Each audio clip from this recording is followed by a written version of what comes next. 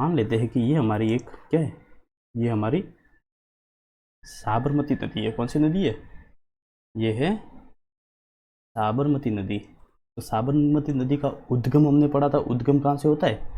तो उद्गम होता है कहाँ से? पादरला गांव, जाडोल क्षेत्र, उदयपुर से। कौन सा? पादरला गांव, या फिर कहीं कहीं पे लिखा मिलता है जाडोल क्षेत्र। ये जो क्षेत्र आता है ये आता है उदयपुर में, यहाँ से इसका उद्गम होता है। फिर वही बात, इसका समापन कहाँ होता है? तो मैंने आपको याद करवाया हुआ है। समापन के बारे में अगर देखें तो समापन के लिए सबसे पहले मैंने वो ट्रिक बताई थी, मांस सबर रख, मैं खंबे से नहीं डरता, मैं खंबे पर चढ़ने से नहीं डरता, सबर से साबरमती। तो खंबे से क्या हो जाएगा? खंबात की खाड़ी में इसका जो है वो समापन हो जाता है। इसकी अगर हम सहायक नदियों की बात करें, इसकी साबरमती की, तो इसकी सहायक नदियाँ मुख्य रूप से 4-5 सी आती है, जो कि हम देख लेते हैं। इस तरीके से आती है, ये इसकी मुख्य सहायक नदियाँ आती है। अगर हम इनका नाम देखने का प्रयास करें तो एक इसकी सहायक नदी आती है सेई नदी। कौन सी नदी? सेई नदी साबरमती नदी की सहायक नदी है। एक आता है मानसी नदी और मानसी वाकल नदी। कौन सी नदी? मानसी वाकल नदी। और इसी मानसी वाकल नदी के ऊपर एक परियोजना चल रही है जिसका नाम मिलता है हमें, क्या नाम मिलता है? हमें नाम मिलता है मानसी वाकल परियोजना। कौन सी परियोजना? मानसी वाकल परियोजना।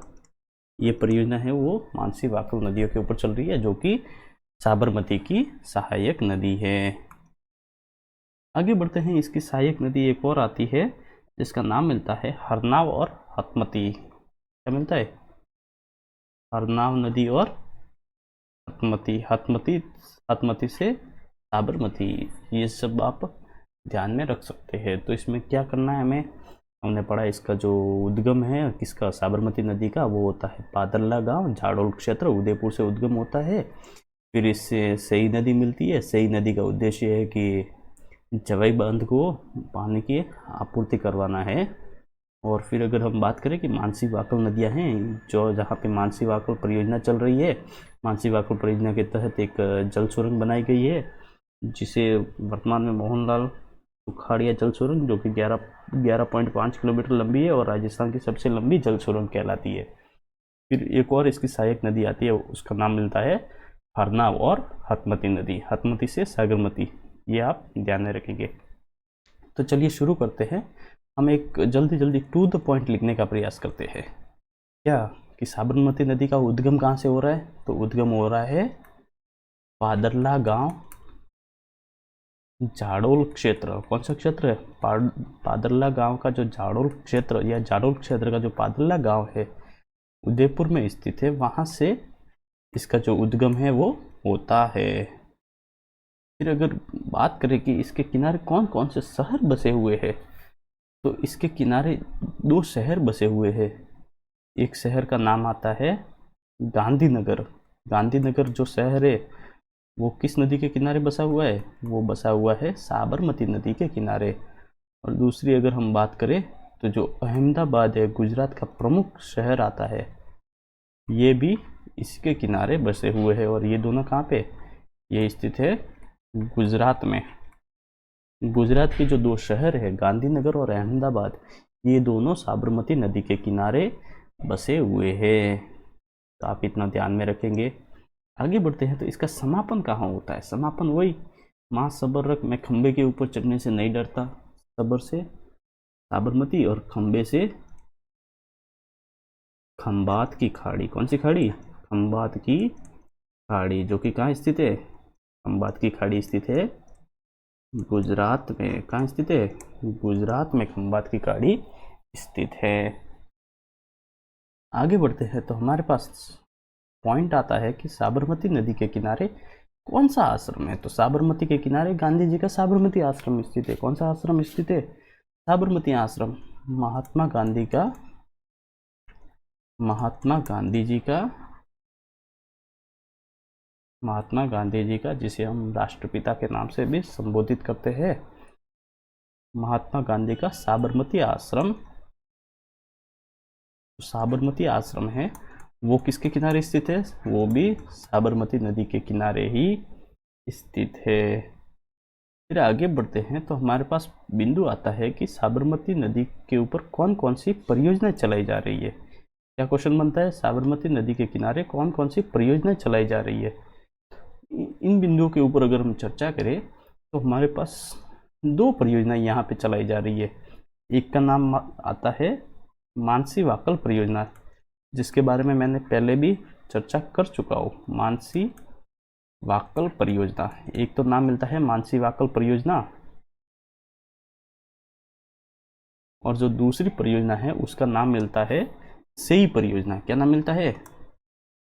जो सेई परियोजना। सेई परियोजना का उद्देश्य मैंने पहले ही बता चुका हूँ, जवाई बांध को जलापूर्ति करना इसका प्रमुख उद्देश्य है, तो ये मैं आपको पहले ही बता चुका हूँ।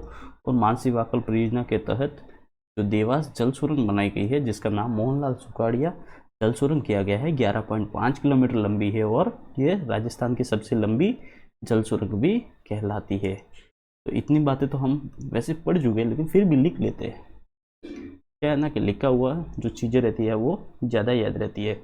तो जो मानसी वाकल परियोजना में है, ये दो लोगों की है। एक तो है, क्या लिख सकते हैं, एक तो है government of Rajasthan, government of Rajasthan, plus इसके साथ और कौन है? इसके साथ है हिंदुस्तान जिंक लिमिटेड। ये इन दोनों की संयुक्त परियोजना है, जिसके अंतर्गत अगर हम हिस्सेदारी की बात करें तो राजस्थान सरकार की हिस्सेदारी है 70% और हिंदुस्तान जिंक लिमिटेड इसकी हिस्सेदारी आती है 30%। इस मानसी वाकल परियोजना के तहत देवास जल सुरंग का निर्माण किया गया है। किसका? देवास जो जल सुरंग है, देवास जल सुरंग का इसी के तहत निर्माण किया गया है। ये देवास अगर जल सुरंग की बात करें तो जो देवास जल सुरंग है, ये जो देवास जल सुरंग है, इसके बारे में अगर हम जानने का प्रयास करें तो इसका उद्देश्य है उदयपुर की झीलों को जलापूर्ति करना। इसका उद्देश्य क्या है? इसका उद्देश्य है जो उदयपुर की झीलें हैं, उदयपुर की झीलों को जलापूर्ति करना। क्या करना? जल की आपूर्ति करना इसका प्रमुख उद्देश्य है। फिर अगर इसके नाम परिवर्तन की बात करें, नाम परिवर्तन, तो इसका नाम परिवर्तन किया गया है, जिसे कहते हैं मोहनलाल। उदयपुर है तो मोहनलाल सुखाड़िया का नाम आना स्वाभाविक सी बात है, जिसे आधुनिक निर्माता बहुत सारे नामों से, उपनामों से भी जाना जाता है। मोहनलाल सुखाड़िया जल सुरंग के नाम से भी जाना जाता है, या इसका अभी नाम जो परिवर्तन है वो मोहनलाल सुखाड़िया जल सुरंग किया गया है। और अगर हम इसके बारे में बात करें कि इसकी लंबाई कितनी है, तो इसकी लंबाई आती है 11.5 किलोमीटर इसकी लंबाई आती है। तो लंबाई के आधार पर अगर हम देखें, लंबाई के आधार पर अगर हम इसे देखने का प्रयास करें तो इसके बारे में हमारे पास एक और बहुत अच्छा बिंदु आता है। कौन सा बिंदु आता है? अच्छा बिंदु कि राजस्थान की सबसे लंबी जल सुरंग के नाम से या इसको ख्याति प्राप्त है। कौन सी? इसे प्राप्त है राजस्थान की सबसे लंबी जल सुरंग का भी दर्जा प्राप्त है, सबसे लंबी जल सुरंग का दर्जा प्राप्त है। तो आशा करता हूँ ये बिंदु आप समझ गए होंगे। हमने क्या पढ़ा है? मानसी वाकल परियोजना पढ़ा है। इसके अंतर्गत जो हिस्सेदारी है वो गवर्नमेंट ऑफ राजस्थान या राजस्थान सरकार और हिंदुस्तान जिंक लिमिटेड की हिस्सेदारी आती है। 70-30 की हिस्सेदारी है, जिसके तहत देवास जल सुरंग का निर्माण किया गया है। देवास जल सुरंग का उद्देश्य अगर पूछे तो उदयपुर की झीलों को जलापूर्ति करना। फिर इसका नाम परिवर्तन करके क्या रखा गया है? तो मोहनलाल सुखाड़िया जल सुरंग 11.5 किलोमीटर लंबी है और राजस्थान की सबसे लंबी जल सुरंग है। आशा करता हूँ आप समझ गए होंगे यहाँ तक। फिर अगर हम बात करें कि सेई परियोजना का क्या उद्देश्य है, सेई परियोजना का अगर हम उद्देश्य की बात करें, क्या बात करें? सेई परियोजना का जो उद्देश्य आता है, सेई परियोजना का उद्देश्य अगर हम देखें तो इसका उद्देश्य है जवाई बांध को जलापूर्ति करना। कौन से बांध को? जवाई बांध है, जो कि मारवाड़ का अमृत सरोवर के नाम से भी जाना जाता है। जवाई बांध को जलापूर्ति करना, क्या करना? जलापूर्ति करना इसका प्रमुख उद्देश्य है। यह महत्वपूर्ण इसकी जो रणनीति है वो क्या है? जवाई बांध को जलापूर्ति करना। आशा करता हूँ यहाँ तक समझ गए होंगे। तो चलिए आगे बढ़ते हैं। आगे बढ़ते हैं तो हमारे पास आता है साबरमती नदी, जिसके ऊपर सेई परियोजना। ये मैं आपको अभी जस्ट बता चुका हूँ कि जो सेई परियोजना है ये कौन से नदी पे होगी? ये होगी सेई नदी के ऊपर होगी। तो और इसका उद्देश्य क्या हो जाएगा? इसका उद्देश्य हो जाएगा जो जवाई बांध है। कौन सा बांध है? जवाई बांध को जलापूर्ति करना। क्या करना? जवाई बांध को जलापूर्ति करना इसका प्रमुख उद्देश्य हो जाएगा।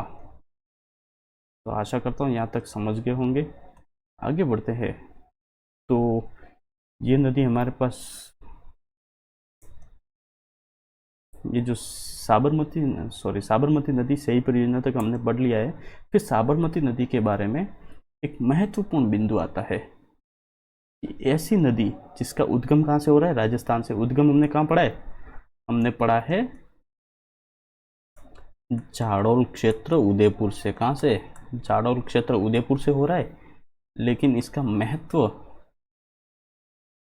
किसके लिए? गुजरात के लिए। क्यों? क्योंकि इसके किनारे गुजरात के दो प्रमुख शहर है। हमने कौन कौन से शहर पढ़े थे? एक पढ़ा था गांधीनगर, जो कि साबरमती नदी के किनारे है, और अहमदाबाद, जो कि ये भी गुजरात का बहुत बड़ा शहर आता है। गांधीनगर तो वैसे गुजरात की राजधानी है वर्तमान में भी, और अहमदाबाद ये भी प्रमुख शहर है। तो ये दोनों साबरमती नदी के किनारे है, इसलिए इसका महत्व गुजरात के लिए ज़्यादा बढ़ जाता है। फिर अगर हम बात करें कि जो साबरमती नदी है इसकी सहायक नदियाँ, तो सहायक नदियाँ मैंने आपको थोड़ी बहुत तो याद करवाई दी है। कौन कौन सी? एक तो हमने सेई नदी पढ़ा था। कौन सी नदी? इसकी सहायक सेई, मानसी वाकल, सेई, मानसी वाकल, हरनाव। कौन सा? हरनाव और हतमती। ये तो आप देख ही चुके हैं। फिर और अगर हम इसके सहायक नदियों की बात करें तो क्या हो जाएगा? सेई की जगह पे कभी कभी लिखा मिलता है सेही भी आता है। क्या आता है? सेही। और एक होता है याजम नदी। कौन सा? याजम नदी। और एक आता है मेसवा नदी। कौन सा नदी? मेसवा। तो इनको याद किस तरीके से करेंगे? अगर हम इनको याद करने की दृष्टि से देखें तो ये देखिए, ये क्या है? ये याजम। याजम यानी जाजम। जाजम भी आप समझते होंगे, जो पंचायत मतलब जो गांव की वगैरह कुछ बैठक होती है तो जाजम के ऊपर सब लोग एक तरीके होते हैं। जाजम के ऊपर बैठने पर सब है ना वो बराबर हो जाते हैं। तो सबसे क्या हो जाएगा? सबसे साबरमती हो जाएगा। तो इस तरीके से आप ध्यान में रखेंगे। फिर ये देखिए यहाँ पे भी मेसवा। मेसवा में क्या दिख रहा है? सवा दिख रहा है। सवा मतलब यहाँ पे अगर यहाँ पे पॉइंट कर दे तो क्या हो जाएगा? सब हो जाएगा। तो सब से हो जाएगा साबरमती। तो इस तरीके से आप ध्यान में रख सकते हैं।